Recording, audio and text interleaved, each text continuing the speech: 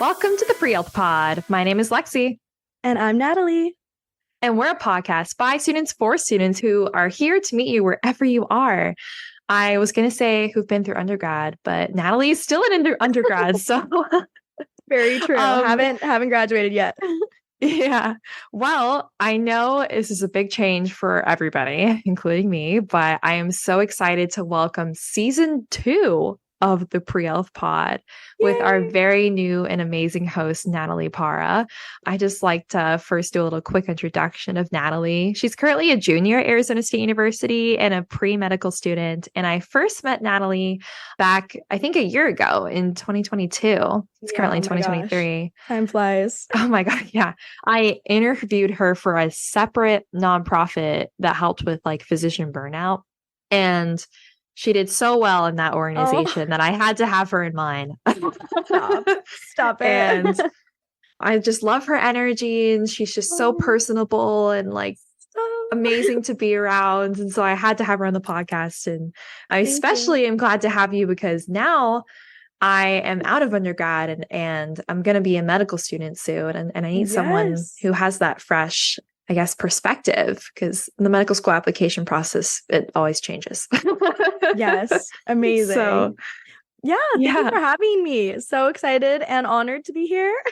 This is going to be a great season. Again, I was not expecting such an amazing introduction from you. So thank you for that. But yeah, I'm just so happy to be here. Hello, everyone that is listening. I'm excited for a great season. We're going to learn a lot of good stuff together. So yeah. And I want our listeners to learn a little bit more about you, Natalie. So I know you're currently at Arizona State University, but I know you just got back from studying abroad in Madrid, right? I did. Yes. Yes. It was an incredible semester. It was interesting because I have never had such a break from science and medicine. So that part was really interesting about it from the beginning. But no, it was such an amazing experience. I have a Spanish minor, so I really just wanted to practice my Spanish and just get a different cultural perspective. I can really say that it was everything that I wanted it to be and more. And I recommend that literally everybody studies abroad if they have the opportunity to. Man, I envy you so much because I tried and failed. COVID. And I actually didn't tell anybody this, but way back when, several episodes ago, I was talking about how I was going to move to Spain. That is no longer happening. Wait, what? You're teaching Spain? Yeah, it's no longer happening. I know. What happened, it's over. Lexi? Oh my gosh, wait. Can we talk about it? Yeah, we can talk about it. I just figured this out this week. So basically, I was going to do this CIE Teach English in Spain program. Right. And if anybody's interested in that, like, please take a look at it. But I had a weird experience. So when you do that program in the contract, it says like guaranteed placement where you can go teach English in a primary, secondary school. And my program was in Madrid. And I like put down the deposit. I was doing all the paperwork, but the Spanish government had too many applicants. Really? And so they couldn't fill my position. Wow. And so I pulled out and got my refund. And I was really disappointed because my friend, I was also going to go with her. And she also got canceled too. So now I'm here for next spring and my boyfriend's happy about it. I mean, he was not thrilled, obviously, that I didn't take on this opportunity anymore. He was going to miss you. It's just like, I try so hard just to go and to spend time in Europe and it just doesn't happen, but that's okay. I love my job right now. So you do have an amazing job, but the teach in Spain is truly something so unique. So I'm really disappointed.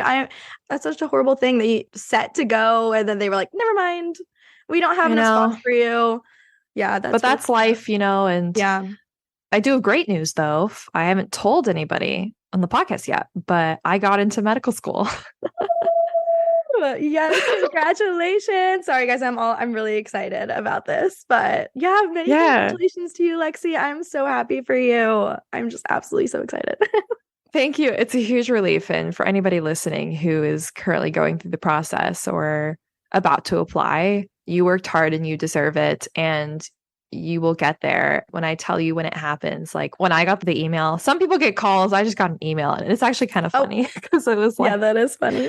The sentence was like, I'm writing to inform you. And I was like, oh no. Oh my God. And it was like, of an acceptance. I was like, oh my God. They couldn't have been a little more creative with that. That's interesting. I know. I started crying at work, and the Oh, dermatologist I work with or work under, he dropped his tools. He was like, started jumping up and down. I started jumping up and down. I was with a yeah. patient. The patient was like, "Oh my God, this is so cool. It's so exciting." I was Oh like, my yeah. gosh. That is such a Oh, special moment. That is the best way that I could ever have imagined you getting into medical school. yeah. Literally Oh in my the gosh. clinic with a patient. That is Yeah. awesome. That is so And awesome. oh my gosh, yeah. And the patient was like, "How hard is it?" Yeah, they have It's no like, idea. it's like, it was like, you're crying. Like, is it really that Oh. difficult to get into med school? It's like, it took me 6 years. Undergrad and almost 2 gap years. Like, Right. yeah, Yep. it's and so many tears over trying to study for the MCAT like twice over the a Yeah. year. And oh my gosh, like Yeah, y'all, quite the journey. it's there. There is an end in sight, but then a new beginning because it all starts over again. Yep. Right. Yep. You're starting right over. You're going to be a student, a little first year in med school. Yeah. And then you got to go right back to getting on your best games that you can get to the Yeah. residency you want. Oh my gosh, yeah. But And it'll be it so never fun. ends. But that's part of That's being a life. lifelong learner. Mm-hmm. But you're Um, gonna love it. You're gonna thrive in that whole environment. It's gonna be great for you, and you're gonna learn so many amazing things. I think you're just gonna be having the time of your life. So, Thank you. And you will too, girl. Well, hopefully, you're planning to soon. apply to med school in 1 year. Is that right? Yeah, I'm planning to apply spring of my senior year. So when I'm Cool. graduating, I should be sending in my primaries. Fingers crossed. Yeah, heck If yeah. everything goes well, if everything goes well. Did you take your MCAT? I have not taken it yet, but I am planning to take it at the end of next summer. So Ooh, I'm sounds going to fun. start studying. I will say, Natalie, if I could go back, I would have done that, taken it the summer before senior year. Like, that's the perfect time. Like, I Right. regret, I don't even know why I didn't. Yeah. I can't I don't tell know what I you, was doing. but I can't imagine taking a big test like that Yeah. after like being in school, like people who do it in Mm-hmm. spring or in the fall while they're taking classes and having Mm-hmm. extracurriculars. It's like, well, I guess I still have extracurriculars over the summer, but it is pretty hard to balance all of that if you're trying to study full time for a test like this. So Oh, I thought the yeah. summer was the best time. No, well, I'm proud of you. Thank And if you you. need study tips, like, Oh, I don't of course. know. Happy to I always help. need study tips. We can get you that UWorld MPHC discount Ooh, yes. Very true. Very if you go true. to That the was so conference. awesome. Yes. I know. Well, I want to learn more about you, Natalie, our new Oh, host. awesome. I know you're planning on joining a research lab in the future, but what else do you do? What are you currently doing? My job? Yeah, what's your job? I don't Oh, think I even yeah. know. Well, I mean, I am super, super blessed to have been born into a family that is medical Oh, already, okay, yeah. at least my parents. So I work in their office. My dad has a private practice, and I kind of just run the front desk. I'm Oh, like a that's patient care nice. assistant. I'll help take vitals and just room patients, welcome them to the office, answer Yeah, calls, schedule appointments, but nothing too crazy, obviously. But yeah, I'm very grateful to have that opportunity from my family. That's that's what I do. cool. I See, would I like don't to think start I even scribing take though. vitals. Oh, yes, definitely scribe. Yeah, Hot that is tip. something I really want to do. I actually being a scribe really made me stand out in my interviews, especially for the certain school I got into. They were like talking a lot about how they pride themselves on getting students early exposure to Epic, which is like the EMR they use in their system, the Right. electronic medical record. And I was like, yeah, I know how to use that for like a year and a Ooh, half. just So you're humble definitely brag. ahead of the game. Well, I mean, if you're a scribe, you know what I mean. Like it's hard Right. to use an EMR system, and No, if I you can don't. get I that get that. experience learning how to do that before you go into medical school or even PA school, like you're way ahead of the game. So congrats Right. to all of you Yeah, who I have. really do want to be a scribe. It's definitely in the plans. I just want to be a scribe just for the experience for myself, Yeah. not even for technical skills. I just think it would be a really awesome job to have. I think I would learn so much. Oh yeah, So, I love my job. Definitely depends on where you go. Does your dad's office use scribes? no, I feel like I'm basically a scribe for him, kind of. Okay. I've never worked as a scribe, so I'm not exactly sure on the logistics of how it works, like when you're in the hospital or the ER. Like, I don't Yeah. know how exactly they follow each other around or Well, with what do all you that. But do for the note? Do you write any part of the note? yeah, well, my dad will do a kind of audio recording of the whole patient consult, and then Oh, I will yeah. type it up in post. So I'll like type up his consult for him, and then we'll add it to our records. So it's kind Yeah. of That is scribe-like. scribing. Yeah, No, I've done that. It's kind of awesome. similar because in COVID times, and this is funny, and when I worked in the ER, if there Yeah. was a COVID patient, they would have us like FaceTime audio each other, me and the physician would have his phone in his pocket and he'd like record his conversation with the patient and I'd type in the office what they were saying. Really? Yeah. His phone. That's awesome. I hated doing it because it like Yeah. the service was always so bad. And so I would always be like, can you just tell me what they said? This is such a hassle, No, but I I understand that. understand. Yeah, so it's giving me an introduction to scribing kind of a thing, but I want like Yeah. the real like hospital or ER scribe experience Yeah. because it is a little different in a private practice. So, but yeah, that's Yeah. what I do for work. Well, let me know when you start looking for scribe jobs. Happy to help. Happy to tell you what places not to go to. Oh, thank you. I will be And coming to you for places that to go very to. soon. Yeah. And if you want to work in my clinic, I don't know Oh, if they offer part-time. If you want to work in my clinic full-time, your gap year, absolutely, they will true. hire you. I will True. get you in. Yeah, I would love that. That would be awesome. And it seems Yeah. like the physician that you work for is really just kind and personable, Oh my and they God, have, he's awesome. yeah, I love that you have such a good relationship with him because that's not always very common with like doctors' offices that people work at. So that's really awesome. Yeah, I felt like in the ER, I was close with like one or two of the physicians, but a majority of Right. them, it was so hard to have any conversations because, first of all, we were so burnt out and busy during the pandemic, and Yeah. I worked with a different doctor every shift. Whereas Oh, with my current clinic, I work with one doctor all the time, and that's it's awesome. funny because the MAs at my clinic, they also scribe, and they're like, "Can you scribe with him because he has more complex patients and you type really fast?" And Oh, I was like, what's your typing speed? Brag for well, us. I'm not. I would say with spelling errors, guys, like Mhm. 130.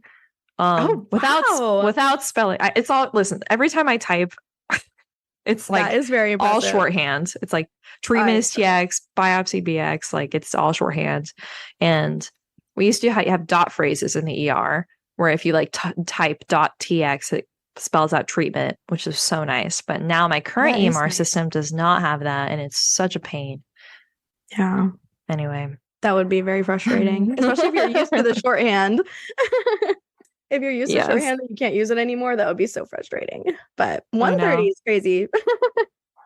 I feel like I Yeah, have pretty but good with accuracy, spelling but errors, guys, like true. with a lot of spelling errors.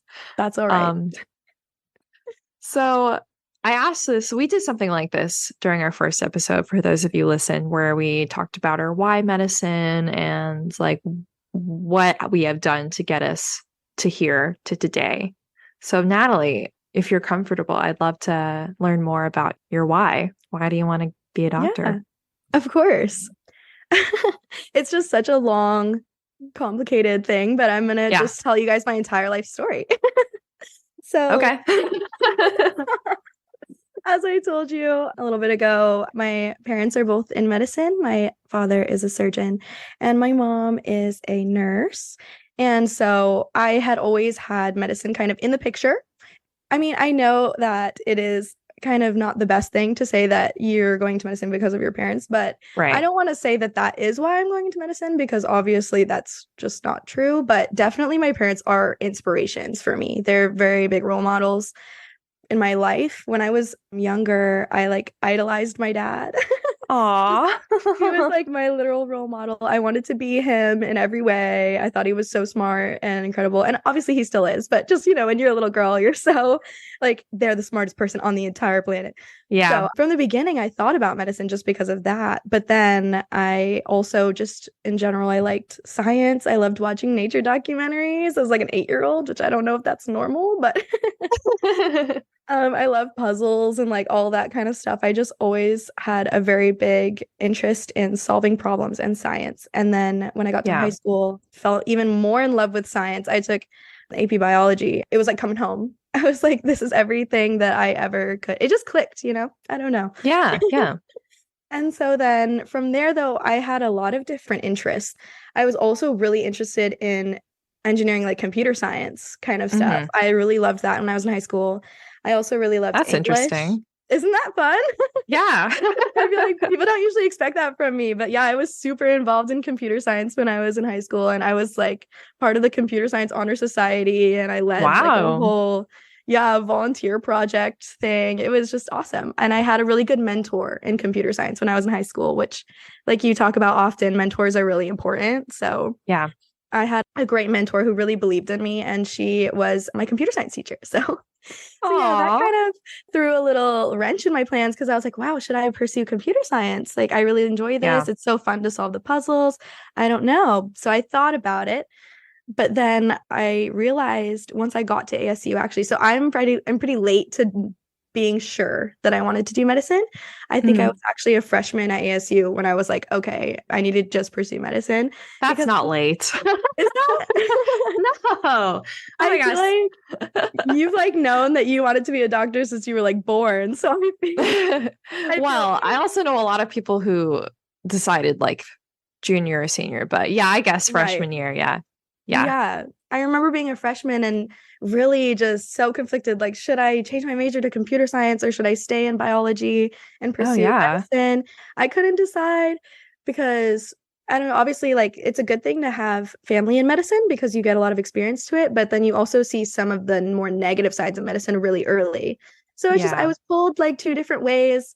And in the end, what really made me decide was I just needed that human connection that you get from medicine and that you don't get from engineering, which I know some people in engineering can make that happen, but usually a lot of engineering jobs are very solo, maybe like at home Yeah. kind of a thing, if that's Hmm. correct. Oh, I don't yeah. have I an mean, engineering there's boyfriend, so Alex. He's in the, well, I mean, he's a Saturday, but normally he'd be in the other room by himself coding. But Mhm. we have Christmas parties, so it makes up for it. Oh my Anyway, go on. gosh. Yeah, that's so fun.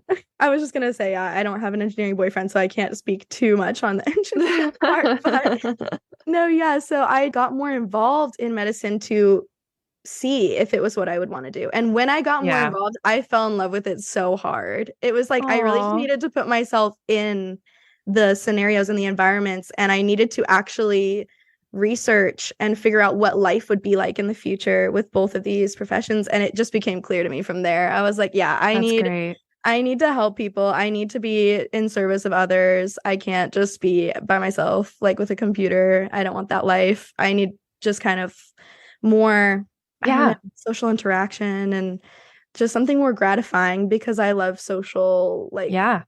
You are so sociable. Like, I can't imagine thank you you. working from home. Yeah. Yeah. I Like, don't think I I can either. tried working from home for like 2 Right. months this past Hmm. summer, and I was not happy. Mm, mm. So, Yeah. yeah, I think you definitely are meant to I be in a might, profession where you're always in thank you. connection with people. Yeah. I might Um, go out of my mind, I think, if I was just at yep. home. Mhm. No, I get That's that. also just another thing is that a lot of people tell me, or they would tell me when I was trying to decide what I wanted to do. I had a lot of Yeah. people tell me, I don't see you in medicine. And I was like, that's interesting because, like, why? You know what I mean? What do they mean? What? Exactly. Exactly. That's And I was weird. like, well, what is the reason? They're like, I don't know. You're just so bubbly and like friendly and happy. And I just feel like that doesn't seem like a doctor. I was like, what? Oh my I think that's gosh. a big problem. So I was like, okay, this is either the stigma against women or this is just a problem that we need more doctors to have better bedside manner because that's not right. Yeah. Yeah, I've met a lot of physicians, unfortunately, who really struggle. I've met a lot of physicians who really make an effort to sit down, have a conversation and a connection where others are just like in there to evaluate you for your ailments and get out of there and move on to the next patient. And there is a huge difference in quality of care across the board. Yeah. But it's also understandable because the way a lot of like administration is designed is patient appointments are often so short, like 15 minutes or 10 minutes. And like at my clinic, our appointments are all 15 minutes, but my physician makes a point of sitting down and like asking you about your life outside of what's going on with your skin. That's awesome. And so I really, really admire that. And I talked about that a lot in my interviews. I was like, that's the type of doctor I want to be. And I definitely think that'll be the type of doctor you will be, Natalie. Thank Like, you. honestly, and this is something the physician I work with says all the time. He's like, honestly, my job is just an excuse to talk to people. Yeah, there you go. It's an excuse to connect with people on a deeper level. I mean, it's just yeah. something that's so uniquely gratifying to be the person that somebody goes to when they're at their lowest or they just need help from somebody and they come to you. That's awesome. And it definitely depends on the specialty. I mean, I think sure. you can definitely do that in derm. Yeah. I don't know about other specialties. Emergency, it's maybe really hard in the ER. Some, however, do a really good job, like of like sitting right down and like on their level. And something I admired about the physician I work with is, and something some of the ER physicians did as well, is if they're scared, the patients are scared, he'll sit down and say, what are you most scared about? And address that specifically. For example, one of my patients is getting surgery to remove a skin cancer. Like he asks, like, are you most scared of the pinprick from the shot for the numbing? Are you scared of like the actual surgery? Are you scared of blood? Like, what are you thinking? And oftentimes it's the shot, sometimes it's the blood. And if it's the shot, they're like, we can do something about that. We can put something in it to make it sting less. Right. And so like actually addressing that, it makes patients feel a lot better. And I really admire that in a doctor. And Natalie, when you go on to become a scribe and see other physicians work, and if you do choose ER, like you'll see a lot of different doctors and their styles. I think that will really, really help you solidify your passion for medicine. Yeah. And what was awesome was I got to shadow in the ER for a while. Oh, nice. So that I wasn't scribing. I did get to shadow one physician in the ER, but it was awesome because I got to meet a whole bunch of different just medical specialists because there was PAs in the ER, there's nurses, there's EMTs. You have so many different kinds of people that are in one ER just trying to make everything goes smoothly. And so that was really awesome. And talking to the PAs was also really inspiring, as well as talking to the physician. So that was a great experience for me. I need to go back. I feel like I'm waiting to go back to the ER when I'm a scribe. Yeah, awesome. Well, let me know when you do. I will. Yeah, I think we covered the why. Yeah, I mean, it's kind of thank you so much for sharing. Answer. I know. And when you sit down to write your personal statement, like when I wrote my personal statement, it was a lot of introspection. That's going to be hard. And my true feelings. Yeah. And a little bit of tears. Yeah. There'll be blood, sweat, and tears when I sit down to finally write that. Yeah. So I feel like I had a lot of conflicting thoughts about it over the years. I mean, obviously now I'm sure, but it's going to be hard to put that into words because I want to be honest about it, you know? Yeah. Yeah. Absolutely. Definitely a skill. Well, Natalie, I know you're a junior now in your undergrad and an upperclassman, pre-med. Do you have any advice for freshmen, sophomores, or even like late high school students who have honestly gone through you have? Like they're trying to decide if they want to do computer science or pre-med or whatever other major degree that they want to go into. Like, what advice could you give them? Yeah, of course. I think that my best advice would be to research. Yeah. I think it's very, very worthwhile to put the time into truly digging deep into your own like introspection. How Lexi was saying, introspection is really important. Dig deep into where you see yourself in 5 years, what kind of person you are. Honestly, take a personality test and look at your results of your personality test and see if you can kind of fit that into what your future could look like and if your professions would match that. So if you're like me and you're really wavering back and forth, research it, think about your own personality, and really get yourself involved in those spaces where you're around people that have the same interests as you and where you see your future going, because the people that you surround yourself with are basically your future, if that kind of makes sense. Aww. So surround yourself with people that you want to be like, and then it'll just fall into place. Everything will fall into place. Natalie, that's like the best advice. I would have said the same thing. Yeah, that's like really good. Yeah, Great. join your AMSA or AMWA club that you have at your university, some sort of pre-med club, get involved. Yes. Come to my conferences, wink, wink. Yes, NPHC. Our next conference is March 22nd to the 23rd. You can get your free ticket now at nationalprehealthconf.org. There's my plug. Awesome. Great conference. But no, everything you said exactly makes sense. The people you meet will provide the resources you need to be successful. Yes. And things will just fall into place. Like I feel like all throughout undergrad, things just kind of happened, one thing after another. My research experience came about because I met some student in some social club my freshman year. I joined scribing because I stumbled upon this table at some pre-med fair.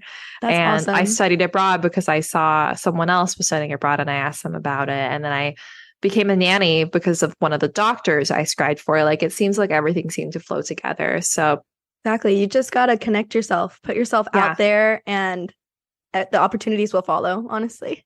And one more very important thing, do what you love and what you are most passionate about. And it doesn't have to be medicine. Nope. If you love playing Frisbee, the ultimate Frisbee team, go do that and join that as soon as you can in college. Or even if you're a senior, like I did that for a semester my senior year. It was hard to fit in my schedule, but I really tried. Like that was probably some of the most fun I've really had in a while all of college. Like do something something fun that you love. And honestly, that's so important. That will make you stand out a lot in your medical school interviews. Very true. When they ask you, tell us about yourself, you can talk about that. Like I am an avid rock climber, painter. I had one of these interviews where they were like, my first question in the interview was, yes, I know you're going to be a doctor, but what is your and? Doctor and what? What do you love? I said, I love to plan events. That's my thing.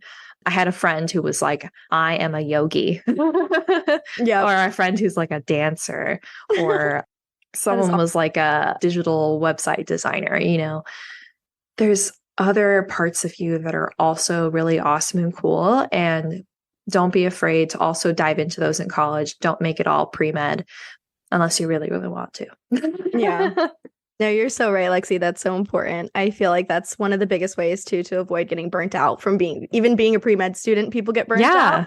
And if you don't put your time and energy towards things that you love and that bring you joy outside of pre-med, it will get pretty exhausting pretty quickly. So you're exactly right.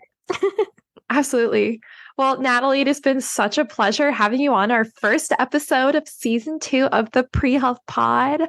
We're so excited for our new listeners joining us. And if you'd like to listen to any of our old episodes, please do so. We'll have plenty of new ones coming up with deans of admissions of medical schools, potentially an AI expert in medicine, lots of fun stuff. Someone who's starting up a new medical school. And if you live in Arizona, you might know what that is. Wink, wink. Of course, I will be starting medical school soon. So once I'm in medical school, I hope to continue this and give you the advice firsthand of someone who is starting fresh. So that is so awesome. We're here for you to meet you wherever you are. DM us at PreHealthPod as well on Instagram if you have any questions. But let me actually roll the credits before I start rambling more. So thank you again, Natalie, for joining. I can't wait for more episodes. This podcast was produced by Ari Rosenthal, Lorelei Edmonds. You can find our conference on Instagram, Twitter, and LinkedIn at National Pre-Health Community or NPHC 2020.